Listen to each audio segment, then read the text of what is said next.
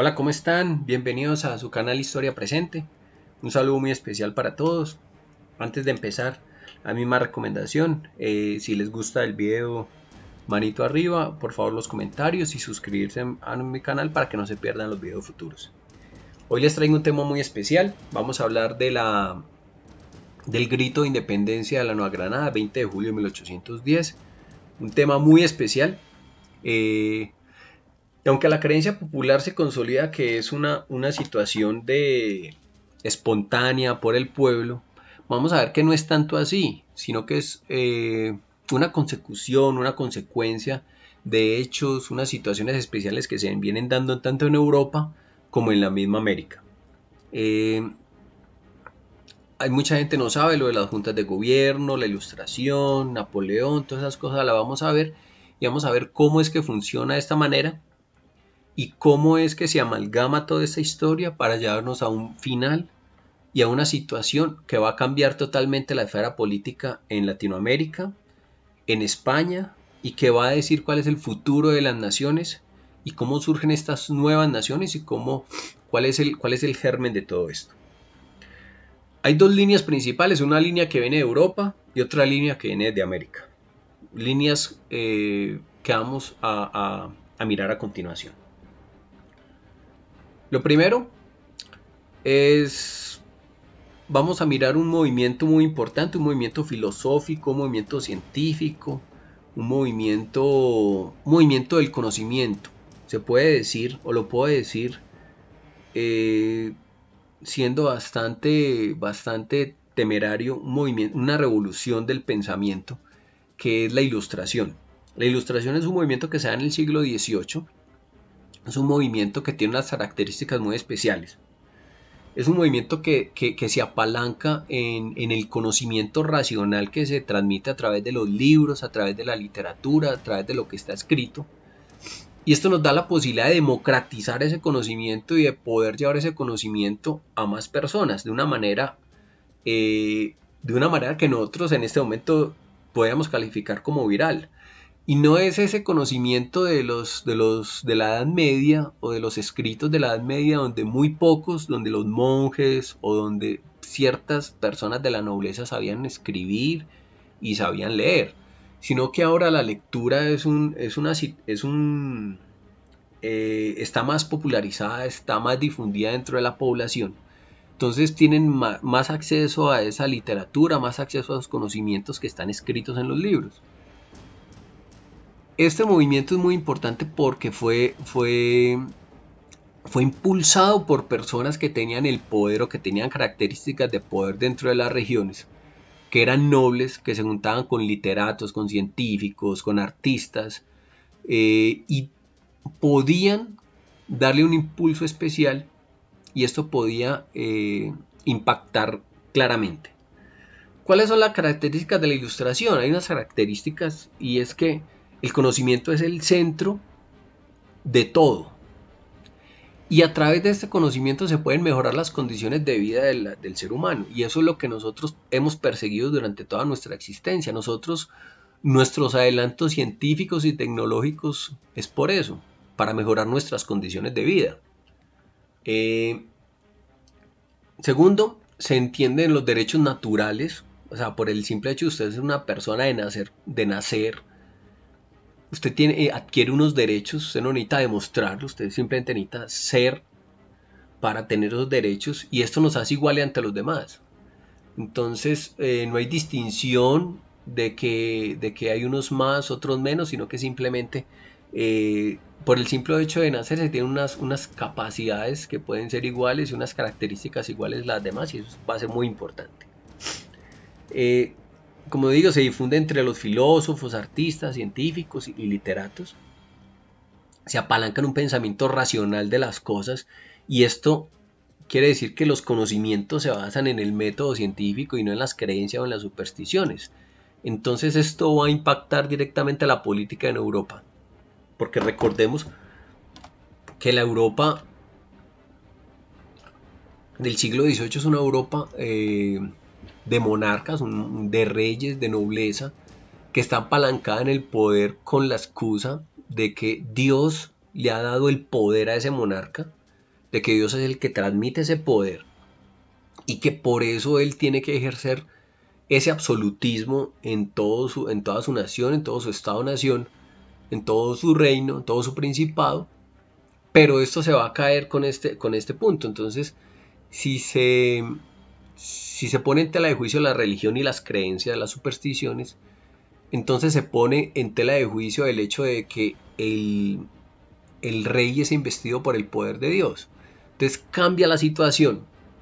Entonces el poder no, se empieza a vislumbrar una salida a través de la ilustración, y es que el poder no emana de Dios, sino que el poder emana del pueblo. El pueblo es el que le da el poder al monarca para que éste lo ejerza de manera clara. Entonces esto va a cambiar totalmente la ecuación. Y va a cambiar la ecuación porque en un futuro este va a ser el germen de la formación de las naciones, porque la gente se va a preguntar, bueno, ¿cuál es nuestra existencia? Se empiezan a reconocer con los otros que hablan su mismo idioma, que tienen las mismas tradiciones, una misma creencia, y empiezan a crearse unas naciones, unos a unificarse, otros a independizarse, un montón de situaciones que van en el siglo XIX y que van a dar como resultado un reacomodamiento de la política, que esto va a traer unas guerras, bueno, unas situaciones especiales y es demasiado. Pero me estoy adelantando mucho. Entonces tenemos un primer punto, un germen que hay, un pensamiento, una forma de ver el mundo, de ver el Estado, de ver la sociedad, de ver mi relación con el Estado, de ver mi relación con las otras personas, de ver quién soy yo en el mundo. Y esto va a traer unos interrogantes importantes que van a ser explotados para el tema que nos atañe. Lo segundo es un hecho muy puntual, y es Europa se encuentra en las guerras napoleónicas, y la invasión a España tiene unos efectos muy importantes porque Napoleón invade España buscando ampliar el bloqueo a Inglaterra a través de teniendo la oportunidad de controlar los puertos en Portugal. Recordemos que España había sido aliado de Napoleón anteriormente, pero las cosas ya no están claras. La política española está dividida. Hay unos que están pro francés, hay otros que no. Los que están pro franceses se les va a llamar los afrancesados, y esto va a impactar en lo que se requiere. Entonces hay una situación especial, y es que el 18 de marzo hay un motín. El rey Carlos IV es obligado a abdicar en favor de su hijo Fernando VII, precisamente por esta situación, por considerársele que estaba en pro de los franceses, unas situaciones bastante complejas. Bueno, el caso es que abdica en Fernando VII. Y Fernando VII, entre el 5 y el 6 de mayo, obligado por Napoleón en Bayona, abdica a su vez en favor de su padre Carlos IV.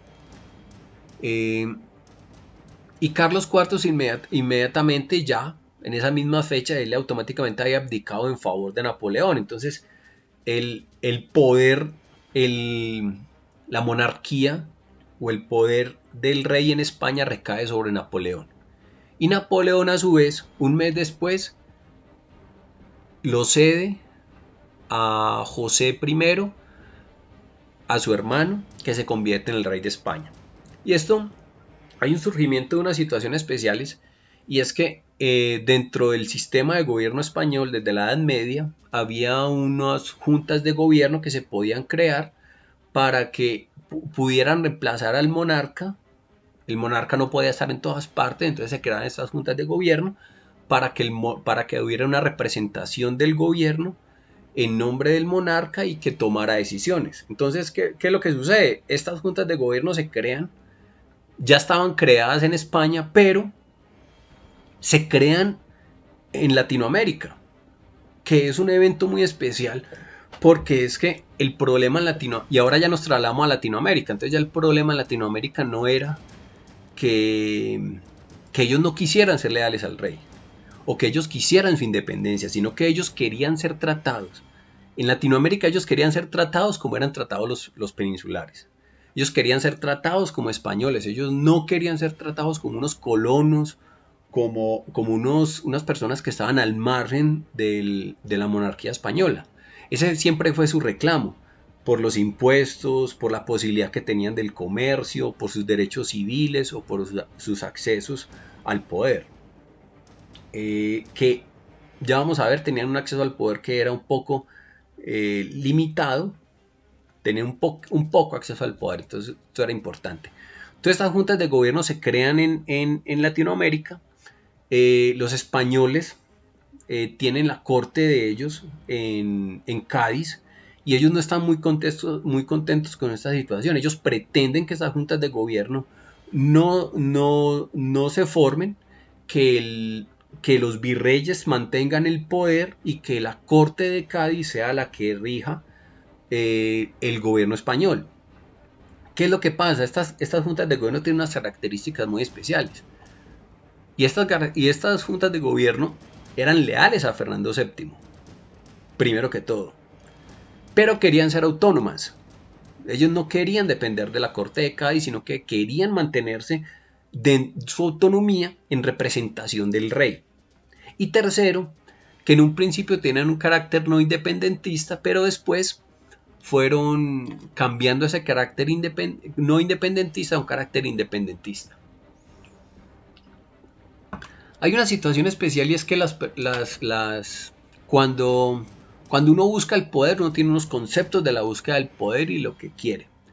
Pero cuando uno está en el poder, las cosas se tienen que ir cuadrando y las cosas se demoran mucho tiempo en adaptarse a lo que usted pretende o a lo que se pretendía en un principio.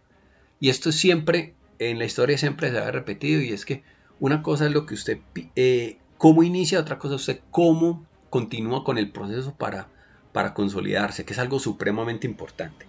Entonces, hay unas situaciones especiales, entonces voy a poner unos ejemplos. Se crean las juntas de gobierno de La Habana entre el 26 y el 27 de julio de 1808, la de Caracas el 19 de abril de 1810, Cartagena el 22 de mayo de 1810, Buenos Aires el 25 de mayo de 1810, El Socorro el 11 de julio de 1810 y Quito el 10 de agosto de 1809.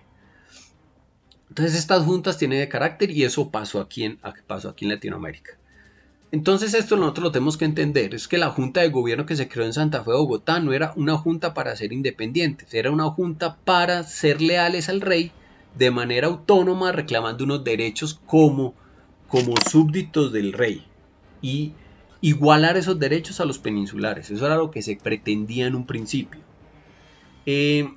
Vamos a ver otra característica, esta sí surge en América. Ya vimos una de las cosas que es de ese deseo de igualar los derechos a los peninsulares, pero otra cosa es que los criollos habían adquirido unas características muy importantes y esto les posibilita. La creencia popular es que el pueblo fue el que tomó el poder. No.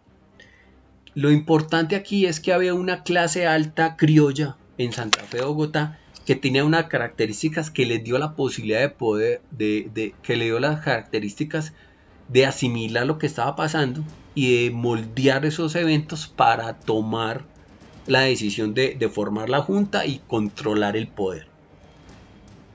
Primero, los criollos tenían riqueza, habían heredado tierras de sus antepasados españoles, pero que a través de los años ya eran criollos, que no se les reconocía como españoles. Entonces ellos tenían tierras, tenían riqueza, habían acumulado esas tierras, habían acumulado esas riquezas, eran ricos, tenían posibilidades económicas. Segundo, eran ilustrados, habían estudiado, sabían leer, asistían a los conventos, asistían a todas las instituciones educativas de la Nueva Granada, y no solo de la Nueva Granada, sino que viajaban a Europa, tenían posibilidades de estudiar en Europa, sabían varios idiomas, estaban atentos a la ilustración, entendían de qué se trataba la ilustración, no estaban por fuera de ese ámbito. Y tercero, tenían acceso a cargos de poder, a cargos públicos, aunque de manera limitada, sí podían acceder porque los podían comprar. Ellos podían comprar, entonces ellos sabían lo que era la administración pública, sabían cómo se manejaba esa administración, entonces esto fue muy importante. Entonces todo esto en un punto específico del momento, en un momento en que se reúnen esas fuerzas, se crea la Junta de Gobierno de Santa Fe de Bogotá con esos fines.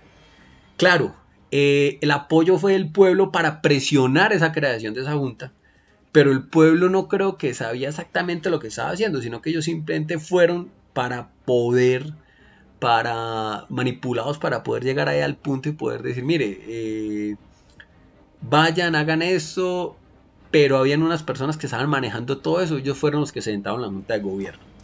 Más adelante, un mes después, la junta de gobierno va cambiando, sacan al virrey, lo acusan de ser un afrancesado, pero la Junta va cogiendo unos tintes independentistas muy importantes, unos tintes republicanos, y en 1812 fue donde se zanja totalmente que la Junta de Gobierno ya no era una Junta de Gobierno, sino que ya se declaraba la independencia del virreinato de la Nueva Granada, y vienen unas situaciones especiales, y eso es a lo que yo me refería. Una cosa es cuando usted llega al poder y otra cosa es usted qué hace con ese poder. Entonces, recordemos que hay juntas de gobierno en El Socorro, hay juntas de gobierno en Quito, hay juntas de gobierno en Santa Fe, Bogotá, hay juntas de gobierno en Cartagena. Entonces estas juntas de gobierno van a empezar una disputa por ver cómo se va a gobernar. Ya que estamos en el poder, bueno, ¿y qué hacemos? Una cosa es acceder al poder, otra cosa es mirar qué hace cuando está el poder. Entonces, esto es lo que pasa. Todo lo que sucede en la historia no es un momento espontáneo de la historia, no es porque sí, no es porque surgió, sino porque es una acumulación de hechos, de situaciones, de pensamientos, de cosas que se juntan en un punto en la historia, en un momento, en un lugar y en un momento adecuado, y con ello surge algo. Un saludo muy especial para todos, espero que les haya agradado.